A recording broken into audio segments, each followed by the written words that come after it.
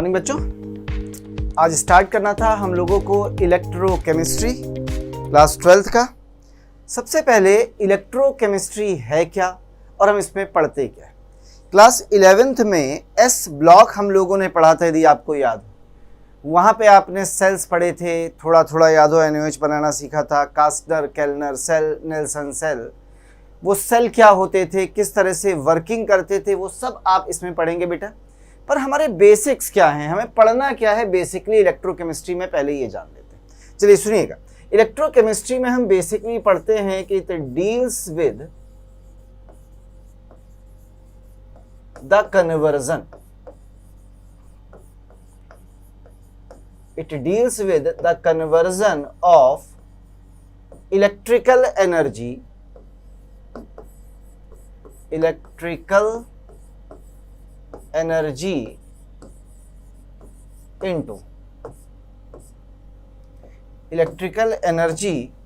into chemical energy and vice versa by using electrodes और cell. चलिए सबसे पहले मतलब समझिए, what is the mean of electrical energy. Sir electrical energy क्या चीज होती है, यहां से शुरू करते हैं। What is the electrical energy, ये इलेक्ट्रिकल एनर्जी क्या है। सिंपल सी बात, आपके घरों में जब आप लाइट ऑन करते हैं तो इलेक्ट्रिसिटी आती है, इलेक्ट्रिसिटी से जो एनर्जी आती है उससे आप वर्क लेते हैं, वही एनर्जी कहलाती है electrical energy. Now what is the chemical energy. Chemical energy क्या है, जब बेटा कोई केमिकल रिएक्शन होती है उसमें कोई एनर्जी रिलीज होती है तो केमिकल एनर्जी कहलाती है, या वो एनर्जी जो केमिकल रिएक्शन कराने के लिए रिक्वायर्ड होती है, किसी केमिकल रिएक्शन को कराने के लिए जिस एनर्जी की ज़रूरत होती है, it is called chemical energy of that reaction, वो उस रिएक्शन की केमिकल एनर्जी कहलाती है। जैसे हमारे घरों में बहुत यूज़ है इलेक्ट्रोकेमिस्ट्री, तुम्हारी नॉर्मल लाइफ पे इस्तेमाल ही होती है। आप स्कूटी से चलते हो, कार से चलते हो, उनमें LSB यानी स्टोरेज बैटरीज रखी होती हैं बेटा। आपके घरों में इन्वर्टर यूज़ होता है, इसका बड़ा यूज़ है हमारी लाइफ में। चलिए सिंपल सी भाषा से समझिएगा एक बार फिर से। हमारे घरों में इन्वर्टर है, हम उसे चार्ज करते हैं किससे, इलेक्ट्रिसिटी से। तो उसमें जब करंट जाती है तो हमारी बैटरी में एक केमिकल रिएक्शन होती है, उस केमिकल रिएक्शन से एनर्जी डेवलप होती है। तो हमने इलेक्ट्रिकल एनर्जी को किस में कन्वर्ट कर दिया, केमिकल एनर्जी में। यानी हमने करंट पास करा के एक केमिकल रिएक्शन कराई और उस रिएक्शन में जो एनर्जी रिलीज हुई उसे स्टोर कर लिया इलेक्ट्रोड्स ऑफ बैटरी में। वो जो एनर्जी स्टोर की है हमने, उसे हम फ्री एनर्जी भी कहते हैं, लेकिन जो एनर्जी निकल रही थी रिएक्शन में वो कहलाती है केमिकल एनर्जी। अब लाइट चली गई बेटा, अब तो करंट बाहर से आ नहीं रही, हम इन्वर्टर ऑन करते हैं, क्या पंखा चलता है, यस।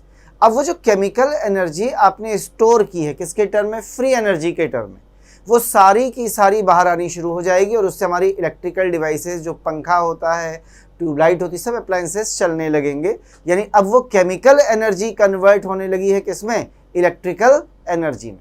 तो इस तरह से हम इलेक्ट्रिकल को केमिकल में और केमिकल को इलेक्ट्रिकल में यूज़ करते हैं by using the electrodes and cell. और इसके लिए हम किसे इस्तेमाल करते हैं, इलेक्ट्रोड एंड सेल को। इलेक्ट्रोड वही है बेटा जहाँ ऑक्सीडेशन एंड रिडक्शन होते हैं। हम थोड़ा आगे बढ़ें उससे पहले कुछ छोटी छोटी सी टर्मिनोलॉजी है जिसे हम सीख लेते हैं। जैसे एक टर्म यूज़ होता है ऑक्सीडेशन, बड़ा कॉमन सा वर्ड है, और इसी तरह से बेटा एक टर्म यूज़ होता है रिडक्शन। दोनों टर्म से आप परिचित होंगे। जब हम लोग इलेक्ट्रोकेमिस्ट्री में बात करते हैं तो हमेशा याद रखिए बेटा कि ऑक्सीडेशन का सिंपल सा मतलब होता है it is loss of electron. यदि कहीं इलेक्ट्रॉन का लॉस हो रहा है हम कहेंगे ऑक्सीडेशन हो रहा है, जबकि कहीं पर भी यदि इलेक्ट्रॉनों का गेन हो रहा है it is gain of electron, तो उसे हम रिडक्शन कहेंगे। जैसे फॉर एग्जाम्पल रिएक्शन को समझने के लिए सपोज करिए ये हमारे पास क्या है, जिंक है, और ये जिंक अपने आप बदल गया किस में, Zn+2 में। तो इसका मतलब इसने इलेक्ट्रॉन्स क्या किए, लूज किए, इलेक्ट्रॉन का लॉस हुआ। तो प्रोसेस इज कॉल्ड ऑक्सीडेशन। इस प्रोसेस को हम क्या बोलेंगे बेटा, ऑक्सीडेशन बोलेंगे। इसी तरह से सपोज हमारे पास Cu++ था और ये चेंज हो गया Cu में, तो प्लस खत्म हो गया, यानी इसने 2 इलेक्ट्रॉन गेन किए। प्रोसेस को बोलेंगे रिडक्शन। प्रोसेस को बोलेंगे रिडक्शन। अब यदि आप इसमें थोड़ा सा ध्यान दें तो आपको एक चीज ऐसी नजर आएगी कि ये मेटल है बेटा जिसका ऑक्सीडेशन हो रहा है, और ये मेटल कैटायन है जिसका रिडक्शन हो रहा है। तो हम ये कहते हैं कि नॉर्मल सिचुएशन में या नॉर्मली जब हम रिएक्शन लिखते हैं, नॉर्मली जो हमारे पास मेटल होती है, कौन होती है बेटा? मेटल, हमेशा ये ऑक्सीडाइज होती है, यानी इसका क्या होता है? ऑक्सीडेशन, ऑक्सीडाइज होती है। और जो हमारे पास मेटल कैटायन होते हैं, कौन होते हैं बेटा? मेटल कैटायन, वो रिड्यूसेस। अब वो कहते हैं कि सर सपोज करिए कि हम यही बात करना चाहते हैं, पर अपन इस बात को मेटल्स के लिए नहीं करना चाहते, अपन नॉन मेटल्स के लिए करना चाहते हैं। तो आप क्या बोलेंगे? सुनिएगा, जो नॉन मेटेलिक एनायन होते हैं, कौन होते हैं? Anion of non metal. यदि कोई नॉन मेटल का एनायन है, तो एनायन मतलब माइनस है, तो वो ऑक्सीडाइज होगा, इलेक्ट्रॉन निकाल के न्यूट्रल हो जाएगा। और यदि वो आपका नॉन मेटल है, यदि वो आपका नॉन मेटल है, तो याद रखिए ये नॉन मेटल क्या हो जाएगा? रिड्यूस हो जाएगा। या आपके पास कोई नॉन मेटेलिक कैटायन है, या तो नॉन मेटल है या फिर आपके पास कोई नॉन मेटेलिक कैटायन है। आइए, मेटल तो समझ में ऊपर आ गई थी, है ना। एक नॉन मेटेलिक की भी जरा बात कर ली जाए भाई समझने के लिए। जैसे सपोज करिए हमारे पास H+, ये एक नॉन मेटेलिक कैटायन है, तो नॉन मेटेलिक कैटायन का क्या होगा? रिडक्शन, यानी ये इलेक्ट्रॉन को गेन करेगा और गेन करके कैसा हो जाएगा? न्यूट्रल। लीजिए, तो नॉन मेटेलिक कैटायंस का क्या होता है बेटा? रिडक्शन होता है, दे रिड्यूसेस। और यही नॉन मेटेलिक एनायन ले लो कोई भी, सपोज करिए कि मैंने कोई नॉन मेटेलिक एनायन के नाम पे मैंने Cl- ले लिया, H- भी ले सकता था, और ये इलेक्ट्रॉन लूज करेगा। लूज क्यों करेगा बेटा? क्योंकि ऑक्सीडेशन का मतलब ही है, ऊपर देखिए, लॉस ऑफ इलेक्ट्रॉन, तो ये किस में कन्वर्ट हो जाएगा? हाफ। तो ऊपर वाली रिएक्शन क्या है? रिडक्शन, और नीचे वाली रिएक्शन क्या है? ऑक्सीडेशन। लीजिए, यानी एनायन होगा कोई भी नॉन मेटल का तो ऑक्सीडेशन होगा, कैटायन होगा तो रिडक्शन होगा। तो ये होते हैं व्हाट? Oxidation and reductions. देख लीजिए, क्या समझ में आए हैं? क्योंकि इनकी बड़ी जरूरत पड़ती है बेटा में इलेक्ट्रोकेमिस्ट्री में कि ऑक्सीडेशन रिडक्शन इलेक्ट्रोड्स पर कैसे होते हैं। तो ऑक्सीडेशन का सिंपल मतलब है कोई चीज इलेक्ट्रॉन लूज करे उसका ऑक्सीडेशन हो रहा है, कोई चीज इलेक्ट्रॉन गेन करे उसका रिडक्शन हो रहा है। जनरली जो मेटल्स होती हैं वो इलेक्ट्रॉन लूज करती हैं क्योंकि इलेक्ट्रोपॉजिटिव होती हैं, ऑक्सीडाइज हो जाती हैं। जो मेटेलिक कैटायंस होते हैं वो इलेक्ट्रॉन लेते हैं और रिड्यूस हो जाते हैं। ऊपर एग्जाम्पल थे, जब नॉन मेटल के लिए देखते हैं तो anion of non metal generally oxidise होते हैं, यानी इलेक्ट्रॉन लूज करते हैं। देखिए एनायन ने इलेक्ट्रॉन लूज किया, जबकि कैटायन ऑफ मेटल्स जो नॉन मेटल्स होते हैं बेटा वो रिड्यूस होते हैं, यानी वो इलेक्ट्रॉनों को क्या करते हैं? गेन करते हैं। तो ऐसे हमें देखने को मिलते हैं oxidation and reductions metals and non metals में। चलिए थोड़ा सा बेटा इसी में आगे बढ़ जाते हैं, ऑक्सीडेशन। उसके बाद सवाल है सर ये आयंस क्या चीज होते हैं? What is ions? जो कभी मेटेलिक होते हैं कभी नॉन मेटेलिक। तो ये सब चीजें आपने बचपन में बेसिक कॉन्सेप्ट में सीखी थी बेटा।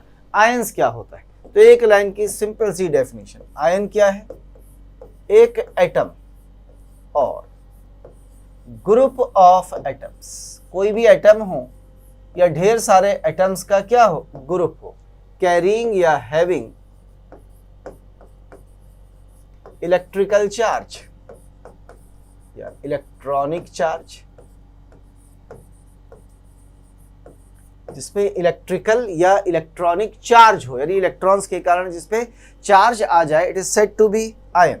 अब देखिएगा दो तरह के आयन जैसे आप पढ़ते हैं ना, जैसे Na पर इलेक्ट्रॉन निकलने के कारण पॉजिटिव आ गया, ये कैटायन हो गया। सल्फेट ने 2 इलेक्ट्रॉन लिए होंगे, ये एनायन हो गया। एनायन H- भी हो सकता है, यानी ये सिंगल एटम का भी हो सकता है और ग्रुप ऑफ एटम्स भी प्रेजेंट हो सकते हैं। अब आप कहेंगे सर कैटायन में बताइए, कैटायन में भी हो सकता है बेटा, जैसे NH4+। तो ये क्या है? एटम, ये क्या है? एटम, और ये क्या है? Group of atoms. तो ये कहलाते हैं आयंस। ये वही आयंस है बेटा जो इलेक्ट्रोड्स पर जाके ऑक्सीडाइज या रिड्यूस होते हैं। अब एक टर्म बार बार इस्तेमाल हो रहा है जिसका नाम है इलेक्ट्रोड। जरा इससे भी मिले भाई, ये क्या चीज? What is an electrode? Electrode क्या होता है? तो कहते हैं इलेक्ट्रोड कोई भी सब्सटेंस होता है या एक सरफेस होती है। एक सरफेस होती है जो हमें अवेलेबल होती है, हमें प्रोवाइड कराई जाती है for a chemical reaction called oxidation और रिडक्शन। यानी इलेक्ट्रोड क्या है? इलेक्ट्रोड कुछ नहीं, एक सरफेस है जिस पर या तो ऑक्सीडेशन होगा या रिडक्शन होगा।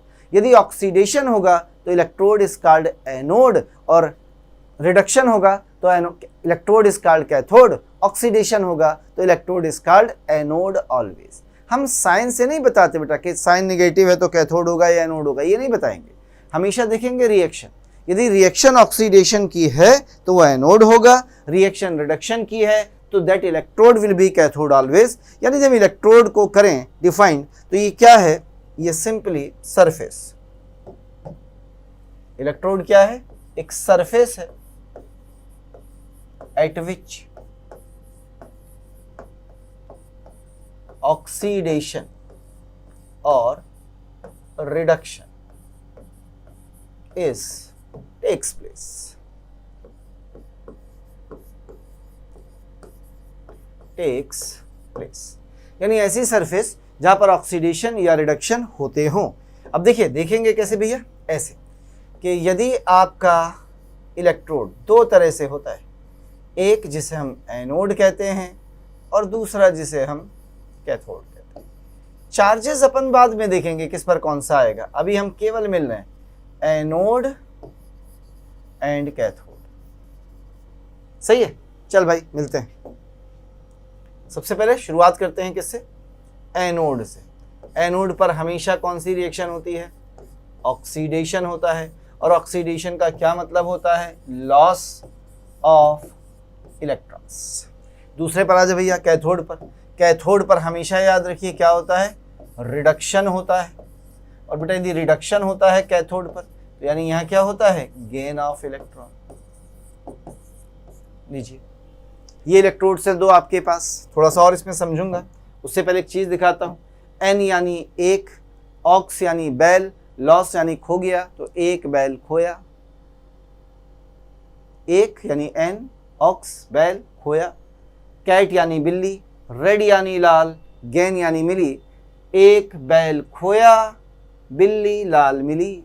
बैल खोया, बिल्ली मिली। फिर से सुनना, एन यानी एक, ऑक्स यानी बैल, लॉस यानी खोया, कैट यानी बिल्ली, रेड यानी लाल, गेन यानी मिली। तो एक बैल खोया, बिल्ली लाल मिली। कितना आसान। अरे मजाक कर रहा हूँ बेटा, चल कोई बात नहीं। तो हमने क्या सीखा? एनोड पर oxidation, loss of electron. Cathode पर रिडक्शन, गेन ऑफ इलेक्ट्रॉन होता है ऑलवेज, हमेशा। थोड़ा सा और आगे बढ़ते हैं। कहते हैं ये इलेक्ट्रोड फिर से दो तरह के होते हैं। एक इलेक्ट्रोड जिन्हें कहते हैं एक्टिव इलेक्ट्रोड, एक कहते हैं जिन्हें इनर्ट इलेक्ट्रोड्स। तो सबसे पहले हम बात कर लेते हैं इनर्ट इलेक्ट्रोड्स की। What is an inert electrode? चाहे वो कैथोड हो चाहे वो एनोड हो, इनर्ट इलेक्ट्रोड का मतलब क्या होता है? तो कह रहे हैं कि इनर्ट इलेक्ट्रोड का सिंपल सा मतलब होता है कि electrode which does not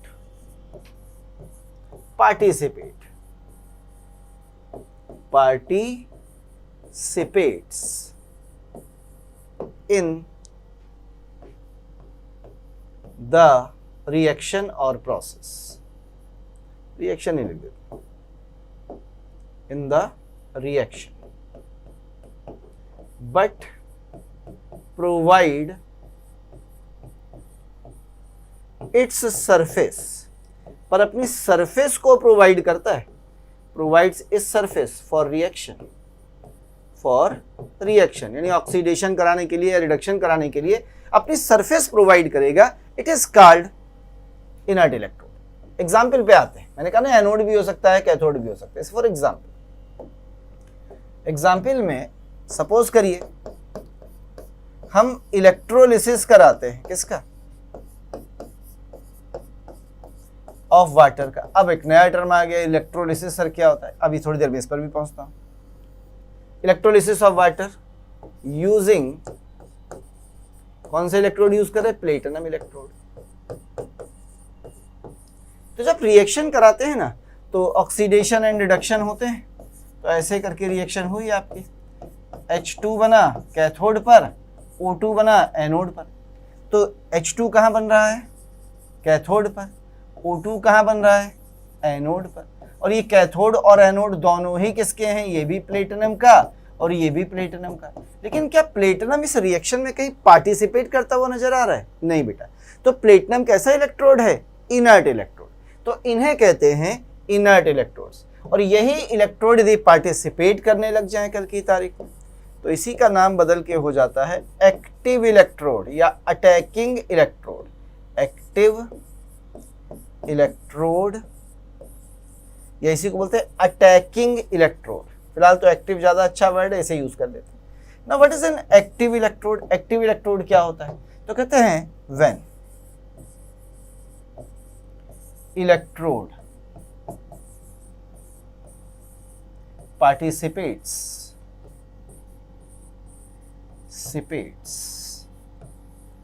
in chemical reaction।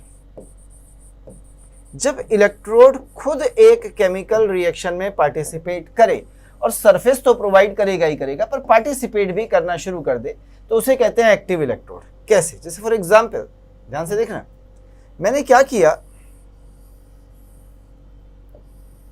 ये एक जिंक की स्ट्रिप ली, ठीक है, किसकी बेटा? जिंक की, ये, और इसे मैंने ऐसे करके पानी में या जिंक सल्फेट के सॉल्यूशन में डुबो दिया।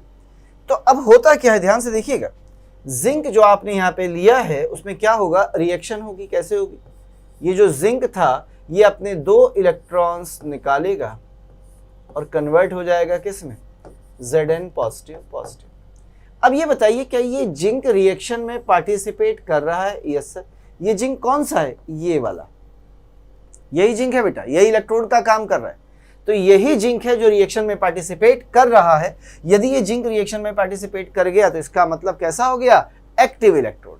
तो यदि कोई इलेक्ट्रोड रिएक्शन में पार्टिसिपेट करना शुरू कर दे तो वो कहलाता है एक्टिव इलेक्ट्रोड।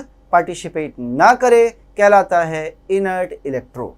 अब सर पता कैसे चलेगा कोई इलेक्ट्रोड एक्टिव इलेक्ट्रोड होगा या नहीं होगा?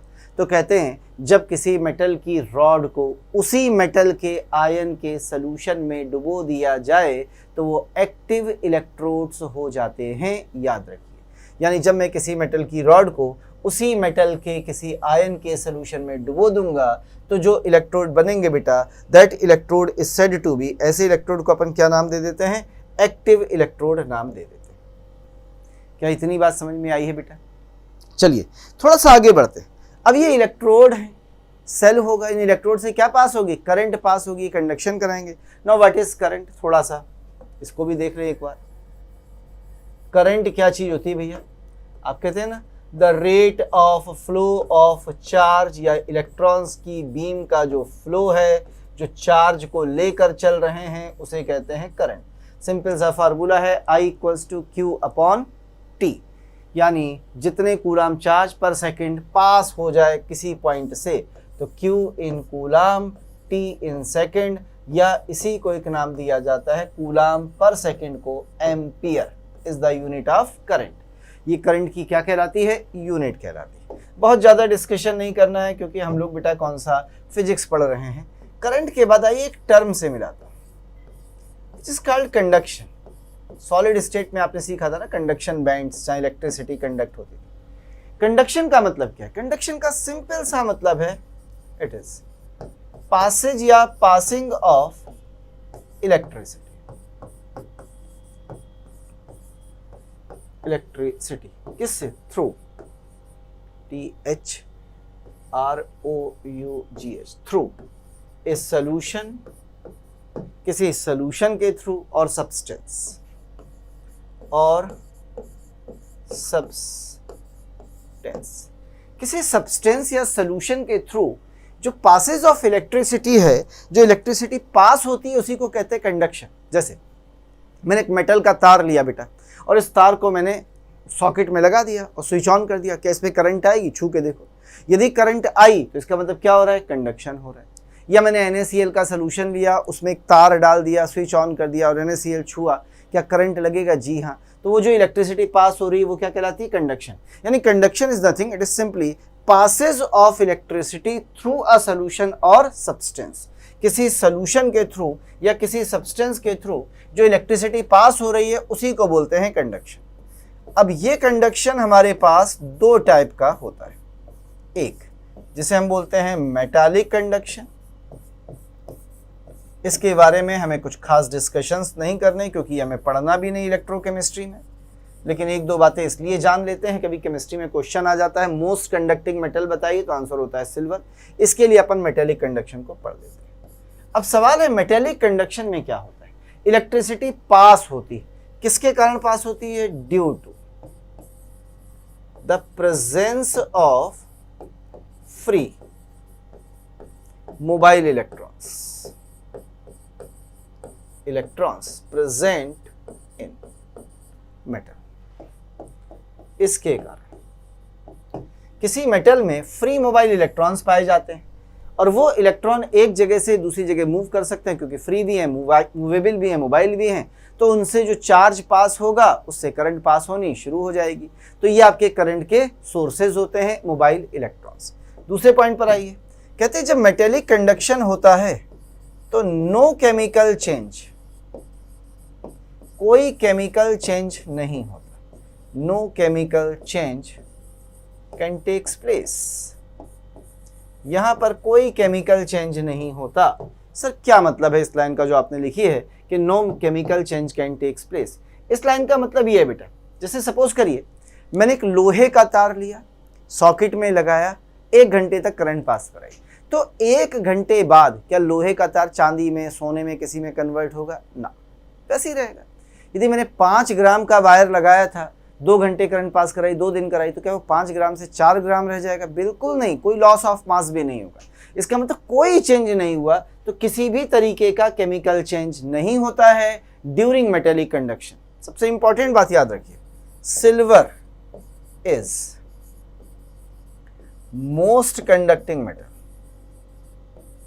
ये गजब की कंडक्टिंग मेटल है, मोस्ट कंडक्टिंग मेटल यूज्ड, जिसे हम लोग इस्तेमाल कर सकते हैं। वो सबसे अच्छी मेटल है कौन सी? सिल्वर, जो सबसे अच्छी कंडक्टिंग, बेस्ट कंडक्टिंग मेटल मानी जाती है। तो silver is the most conducting metal. अब कहते हैं, सुनिएगा, ऑन इंक्रीज इन टेम्परेचर, यदि आप टेम्परेचर बढ़ाते हैं तो जो रेजिस्टेंस है, व्हाट इज हियर? रेजिस्टेंस, ये तो आपको भी पता है क्या होता है, इंक्रीज होगा, और रेजिस्टेंस इंक्रीज होगा तो आपका जो कंडक्शन होगा, कंडक्टिविटी होगी, वो डिक्रीज कर जाएगी। लीजिए, यानी मेटेलिक कंडक्शन टेम्परेचर बढ़ाने के साथ कैसा होता जाता है बेटा? कम होता जाता है। अब एक लास्ट लाइन में आ जाइए, मेटेलिक कंडक्शन पर कभी भी एप्लीकेबल नहीं होते कौन? Faraday laws are not applicable. यानी यहां पे हम फैराडे के किसी भी लॉ को अप्लाई नहीं करेंगे। लीजिए, कंडक्शन का मतलब है इलेक्ट्रिसिटी पास होना किसी ऑब्जेक्ट से, किसी सब्सटेंस से, किसी सोल्यूशन से। ठीक है, दो तरह का है बेटा, एक मेटेलिक कंडक्शन जिसमें मेटल से करंट पास होती है due to the presence of mobile free electrons. Metallic conduction में कोई केमिकल चेंज नहीं होता है बेटा। सिल्वर मोस्ट कंडक्टिंग मेटल होती है, टेम्परेचर बढ़ाने पर मेटेलिक कंडक्शन का रेट कम होता है क्योंकि रेजिस्टेंस बढ़ जाता है, और फैराडे के लॉज कभी भी मेटेलिक कंडक्शन पर एप्लीकेबल नहीं होते हैं। आगे बढ़ जाते हैं। अब फैराडे लॉज क्या है सर? इनको भी सीखेंगे। उससे पहले आइए, मेटेलिक कंडक्शन के बाद दूसरे नंबर पर आता है which is called electrolytic conduction. Now what is that electrolytic conduction? इसमें भी इलेक्ट्रिसिटी पास होगी भाई, पर इस बार इलेक्ट्रिसिटी पास होती है due to the presence of free इलेक्ट्रॉनों की जगह अब पाए जाते हैं फ्री आयंस इन सॉल्यूशन और in molten state of an electrolyte। अब एक नया शब्द और आ गया, electrolyte. What is electrolyte? Sir electrolyte वो सब्सटेंस होता है जो अपने एक्वस सोल्यूशन, अपने सोल्यूशन या अपनी मॉल्टन स्टेट में आयंस प्रोवाइड करता है, आयंस में टूट जाता है, आयंस को फ्री करता है, कम एक्सटेंट में या ज़्यादा एक्सटेंट, मतलब बहुत ज़्यादा या बहुत कम। हो सकता है कम आयंस दे, वीक इलेक्ट्रोलाइट होगा, बहुत ज़्यादा आयंस दे, स्ट्रॉन्ग इलेक्ट्रोलाइट होगा। तो क्या कह रहा है? प्रेजेंस ऑफ फ्री आयंस के कारण ही इलेक्ट्रिसिटी पास होती है इन मॉल्टन स्टेट और सोल्यूशन ऑफ एन इलेक्ट्रोलाइट। और ये होता किस में है? इन एन, चलो इतना ही छोड़ दो, इलेक्ट्रोलिटिक सर आगे लिखा दो, इतना ही काफी, एन इलेक्ट्रोलाइट। दूसरे नंबर पर आ जाइए बेटा, सेकंड पॉइंट पर। कुछ पॉइंट्स देख लेते हैं इसके भी। कहते हैं एक केमिकल चेंज यहां होता है भैया, एक chemical change is takes place called, और इसी को एक नाम दिया जाता है, शायद कभी आपने सुना हो, इलेक्ट्रोलिसिस।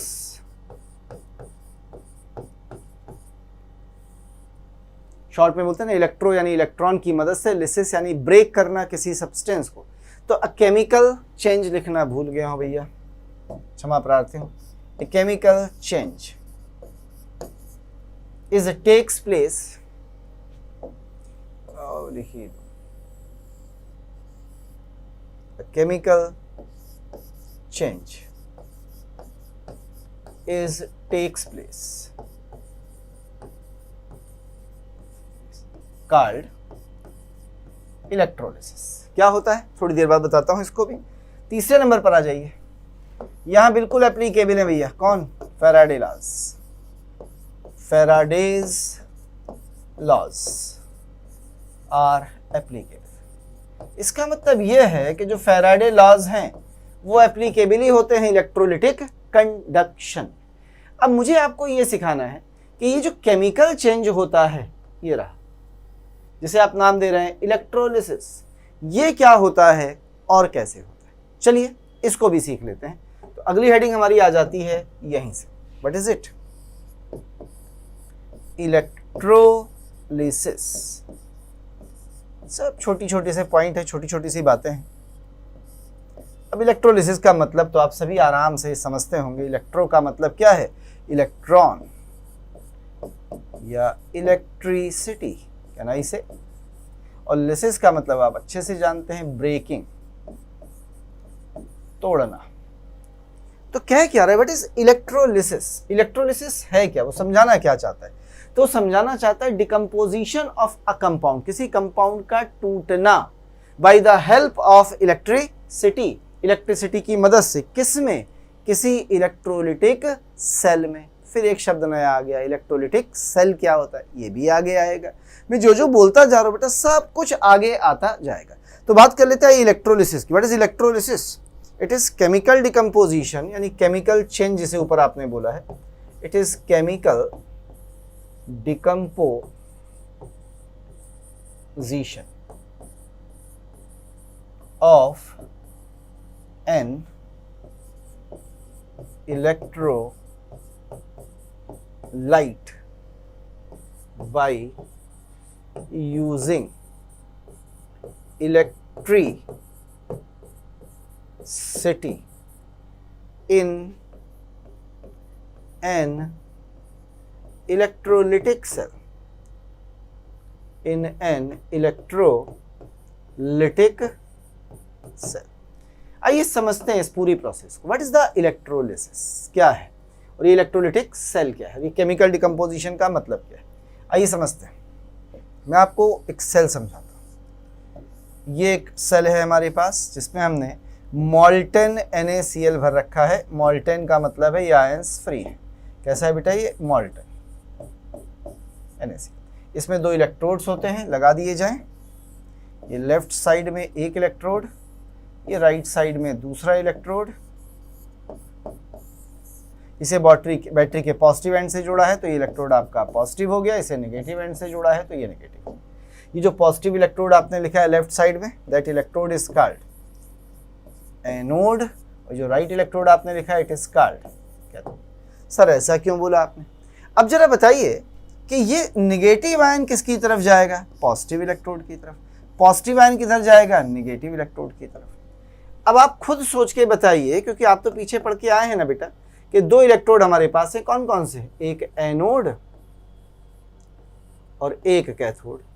बताइए एनोड पर ऑक्सीडेशन होगा, और ऑक्सीडेशन किसका होता है? नॉन मेटेलिक कैटायन का, सॉरी एनायन का, यानी Cl माइनस जाएगा, इलेक्ट्रॉन लूज करेगा और क्या बना देगा? Half Cl। यस और नो? Na किसके पास जाएगा? इसके पास। जो इलेक्ट्रॉन इसने लूज किया, क्या इसी को ये गेन कर लेगा, और गेन करके क्या बना लेगा?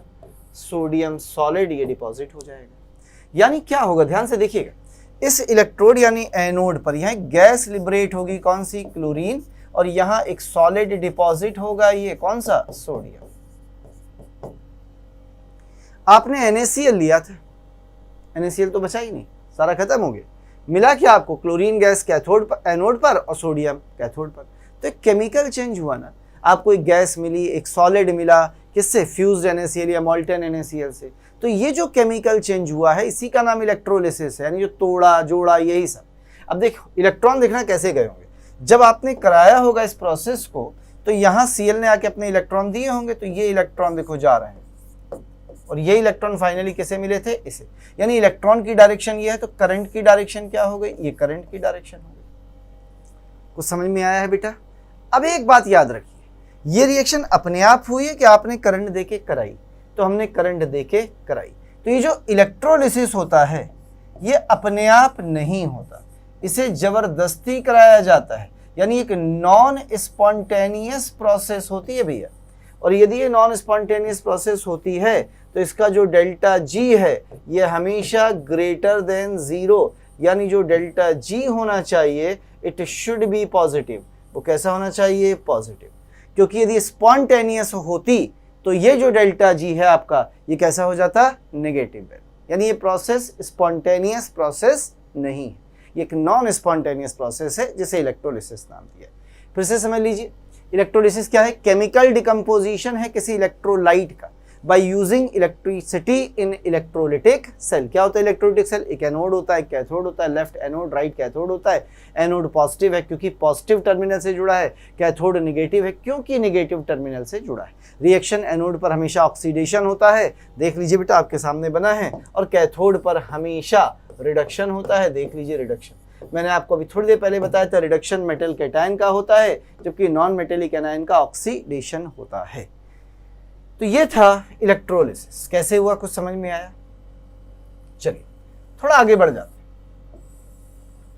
और थोड़ी सी सीखते हैं इलेक्ट्रोलिसिस के ही बारे में।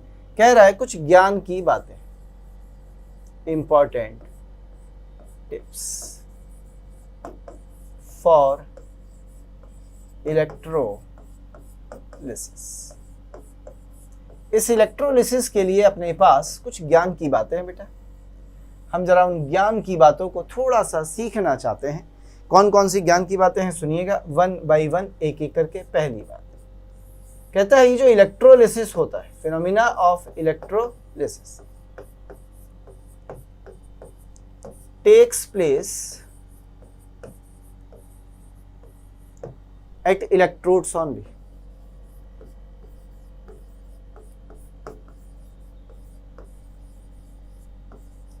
यानी जो इलेक्ट्रोड पर हो रहा है वही इलेक्ट्रोलिसिस है। Takes place at electrode only. कब तक होता है?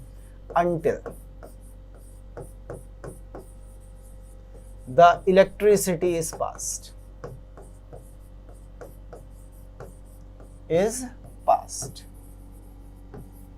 एंड स्टॉप इमीडिएटली,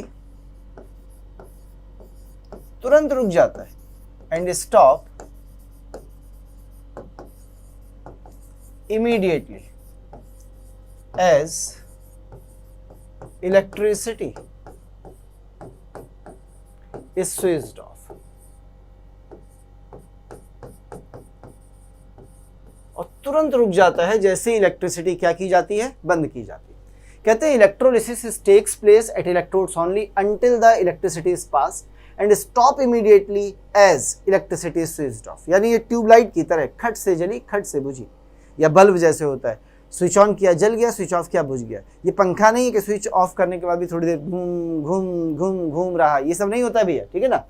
तो पहला पॉइंट ये है कि इलेक्ट्रोलिसिस हमेशा इलेक्ट्रोड्स पर होगा, और केवल कब तक होगा बेटा, ये तब तक होगा जब तक आप इलेक्ट्रिसिटी पास कराएंगे। जैसे ही आप इलेक्ट्रिसिटी पास कराना बंद करेंगे ये रुक जाएगा। अब दो टाइप की रिएक्शन होती है हमारे पास, एनोड वाली रिएक्शन और कैथोड वाली रिएक्शन। वो कैसे होती हैं ये हमें समझना है, तो ध्यान से सुनिएगा वो कह क्या रहा है। पहले तो दूसरे नंबर पर वो कह रहा है if 2 or more same type of ions are present, then only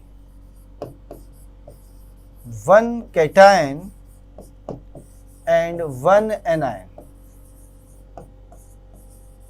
get discharge at their respective electrodes initially। यानी जब हम शुरू करेंगे तो याद रखिए बेटा, केवल एक कैटायन, ओनली वन कैटायन, और केवल एक एनायन डिस्चार्ज होगा अपने रेस्पेक्टिव इलेक्ट्रोड पर शुरुआत में। बाद में क्या होगा वो हम सीखेंगे अलग से बेटा, लेकिन फिलहाल केवल एक को ही कराएंगे। अब हमारे पास दो इलेक्ट्रोड हैं, एक है एनोड और एक है कैथोड। तो पहले हम बात कर लेते हैं कैथोडिक रिएक्शंस की, एनोड बाद में देखेंगे। पहले अपन बात कर लेते हैं कैथोडिक रिएक्शंस की, यानी कैथोड पर होने वाली रिएक्शंस क्या होती है। किसकी बात कर रहे हैं, कैथोडिक रिएक्शंस, यानी कैथोड पर कौन कौन सी रिएक्शन है। अब सपोज करिए आपके पास एक से ज़्यादा कैटायन है, तो कैथोड पर होने वाली रिएक्शन क्या होगी, सुन लीजिएगा। पहला point, if lithium, potassium, barium, स्ट्रांशियम, calcium, sodium, magnesium, charge बना दो, lithium, potassium, barium, स्ट्रांशियम, calcium, sodium, magnesium, aluminium and manganese. बस शांत हो जाइए यहाँ पे, ऐसे पड़ेगा, लिक बेसर का नमक अलमन, लिक बेसर का नमक NMG अलमन, और मन को शांत कर दीजिए यहाँ पर आकर। यदि ये कैटायंस प्रेजेंट हैं, are present in aqueous solution, water के साथ, याद रखिएगा अंडरलाइन क्या है, एक्वस सॉल्यूशन, देन तो ऐसी सिचुएशन में कैटायन या दे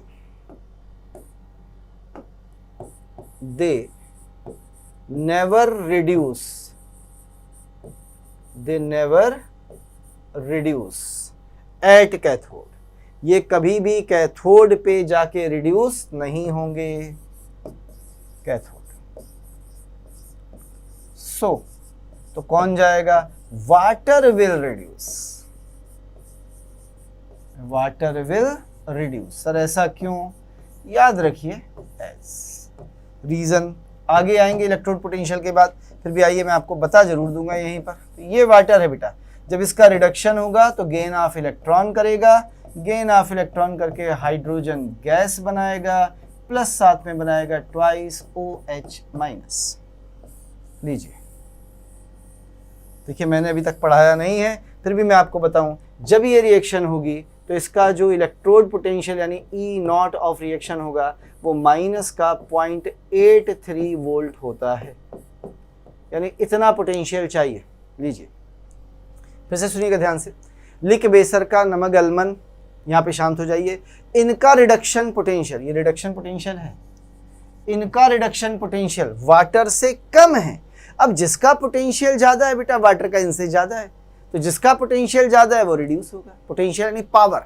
तो कहते हैं जिसका रिडक्शन पोटेंशियल ज़्यादा होता है वो रिड्यूस होता है, जिसका कम होता है वो ऑक्सीडाइज होता है। तो यहाँ तो ऑक्सीडेशन हो नहीं सकता क्योंकि कैथोड है, तो रिडक्शन उसका होगा जिसका रिडक्शन पोटेंशियल ज़्यादा है, और वाटर का रिडक्शन पोटेंशियल इन सारे कैटायन से ज़्यादा होता है।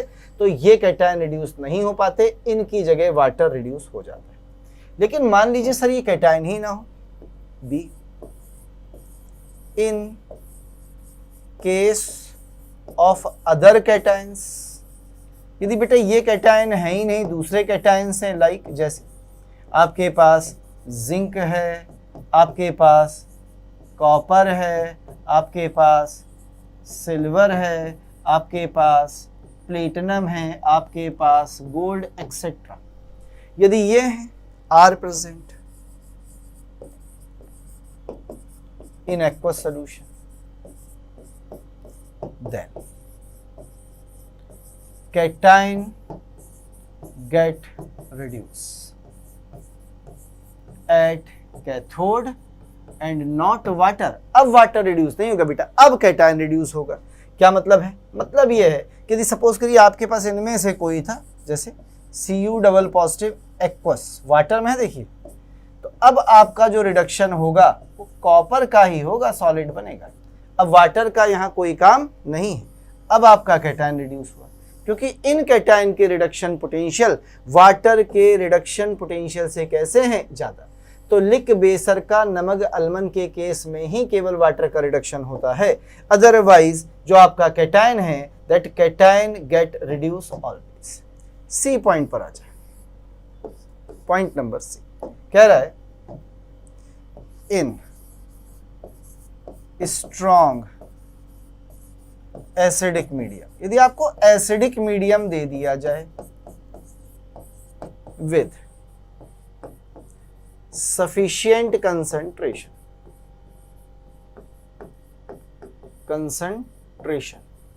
Of H positive, then cathodic reaction will. यदि आपको कहीं गलती से एसिडिक सॉल्यूशन दे दिया गया H प्लस वाला, तो याद रखिए वाटर मौजूद है, पर यहाँ कैथोडिक रिएक्शन हमेशा ये होगी जो बोर्ड पर लिखी है। लीजिए हाफ मोल H2 बनाया है, ऐसे करके आप चाहें तो यहाँ 2 लिख सकते हैं, यहाँ 2 लिख सकते हैं, यहाँ से हाफ हटा सकते हैं। इसीलिए कहते हैं कि वाटर का वैलेंस फैक्टर कितना होता है? 2 होता है बेटा, तभी तो कहते हैं ना valence factor of water, sorry valence factor of hydrogen. तो 1 मोल H2 बनाने के लिए 2 मोल इलेक्ट्रॉन है, तो valence factor of hydrogen H2 कितना होता है? 2 होता है। कुछ समझ में आई हैं ये बातें? एक बार फिर से आपके सामने सारी बातें थोड़ी सी छोटी करके इकट्ठी कर देता हूं। लीजिए यह है आपके सामने कैथोडिक रिएक्शन। यदि लिक बेसर का नमक अलमन इनमें से कोई कैटायन पानी में है, देखो पानी नहीं है तो ये रिएक्शन नहीं होगी, तो कैटायन जाएंगे। अभी मैंने थोड़ी देर पहले याद करिए इलेक्ट्रोलिसिस जब कराया था तो मॉल्टन NaCl लिया था, मॉल्टन, तो पानी था ही नहीं, तो ये रिएक्शन नहीं होगी, तब आपके कैटायन जाएंगे बेटा। लेकिन यदि वाटर है, एक्वस सॉल्यूशन मेंशन किया है मैंने, कैसा? Aqueous solution. एक्वस सॉल्यूशन है तो ये कैटायन कभी रिड्यूस नहीं होंगे, इनकी जगह वाटर रिड्यूस होगा, और रिडक्शन ऑफ वाटर से हमेशा कौन सी गैस मिलेगी? Hydrogen gas. लेकिन यदि दूसरे आयंस होंगे तो आयंस रिड्यूस होंगे, वाटर रिड्यूस नहीं होगा। यदि स्ट्रॉन्ग एसिडिक मीडियम है तो उस स्ट्रॉन्ग एसिडिक मीडियम में हमेशा sufficient concentration of H positive यदि हुई तो आपकी कैथोडिक रिएक्शन होगी H प्लस का H2 में रिडक्शन, हमेशा याद रखेंगे। चलिए आगे बढ़ जाते हैं थोड़ा सा। ये तो बात रही बेटा anodic reaction, sorry cathodic reaction. अब दूसरी रिएक्शंस पे आ जाते हैं जिन्हें हम बोलते हैं एनोडिक रिएक्शंस। अब एनोड पर होने वाली रिएक्शंस कौन कौन सी हैं, इनसे मिल लिया जाए। एनोड पर ऑक्सीडेशन होगा, ये तो हमें बचपन से पता भी है, पहले ही सीख चुके हैं। तो पहला पॉइंट क्या कहता है? पहला पॉइंट क्या कहता है? यदि आपके पास इफ anions having oxygen या more oxygens like जैसे sulphate, comma nitrate, comma nitrite, comma ClO4 etc. are present in water, then they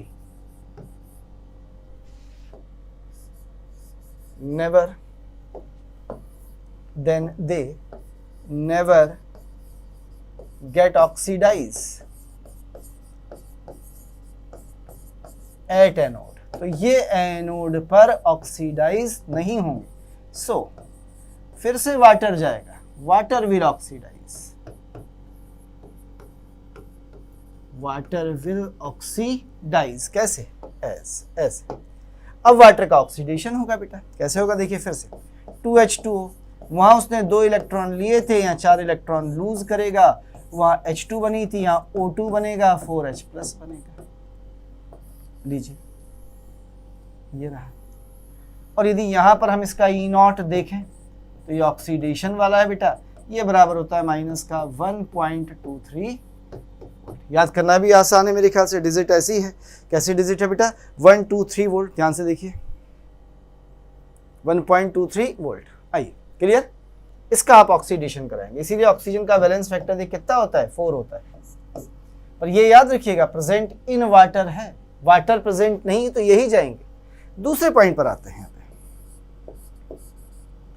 in case of other ions, लेकिन दूसरे एनायंस के केस में लाइक जैसे हाइड्राइड है, क्लोराइड है, bromide है, iodide are present in water, then तो ऐसी सिचुएशन में जो भी एनायन होगा, एनायन विल ऑक्सीडाइज, ये ऑक्सीडाइज होगा, नॉट वाटर। यहाँ वाटर का कोई काम नहीं। हालांकि यहाँ भी एक एक्सेप्शन फ्लोराइड होता है, पर अपन उसे अलग से बाद में देखेंगे। नॉट वाटर, जैसे इनमें से किसी को भी ले लो जो पसंद हो, H- ही ले लें या Cl ले लें, अभी थोड़ी देर पहले H- ही ले लें। तो एनोड है, ऑक्सीडेशन होगा, इलेक्ट्रॉन निकालेगा, और जब भी H- इलेक्ट्रॉन निकालेगा तो भी हाइड्रोजन बनी देगा। अब भी वैलेंस फैक्टर 2 ही है, यानी हाइड्रोजन को आप दोनों मेथड से बना सकते हैं, ऑक्सीडेशन से भी और रिडक्शन से भी। क्या ये 2 पॉइंट समझ में आए बेटा? ठीक, इसमें केवल एक ही एक्सेप्शन है, ठीक है, और वो एक्सेप्शन कौन सा है? Except fluoride. याद रखिएगा इसकी रिएक्शन बिल्कुल वैसे होगी जैसे वो ऑक्सीजन वाले एनायंस के केस में आपने कराया था, एनायंस हैविंग ऑक्सीजन वाला केस। तीसरे नंबर पे आ जाए, कलर चूज कर लो कोई, चलिए थर्ड नंबर पर, इन बेसिक मीडियम। अब यदि उसने कहीं गलती से आपको बेसिक मीडियम दे दिया with sufficient concentration of OH-, then तो ऐसी कंडीशन में जो एनोडिक रिएक्शन होगी, एनोडिक रिएक्शन विल बी, जैसे ऊपर H+ का रिडक्शन हुआ था, बिल्कुल वैसे ही यहाँ OH- का ऑक्सीडेशन हो जाएगा। और जब OH- का ऑक्सीडेशन होगा तो सेम प्रोसेस होगी जैसे आपने पीछे की थी बेटा, कि 2 इलेक्ट्रॉन लूज करेगा माइनस, कि मैं 4 लिख दूं, ज़्यादा आसान रहेगा मेरे लिए भी, वैसे हो 2 से भी जाएगा, but I am taking here 4 OH 4 electron. क्यों लिया है 4? इसलिए ताकि मैं पूरा O2 बना सकूं, प्लस 2H2। लीजिए ये रिएक्शन हो जाएगी कहां पर? एनोड पर, यानी बननी ऑक्सीजन ही है हर हाल में।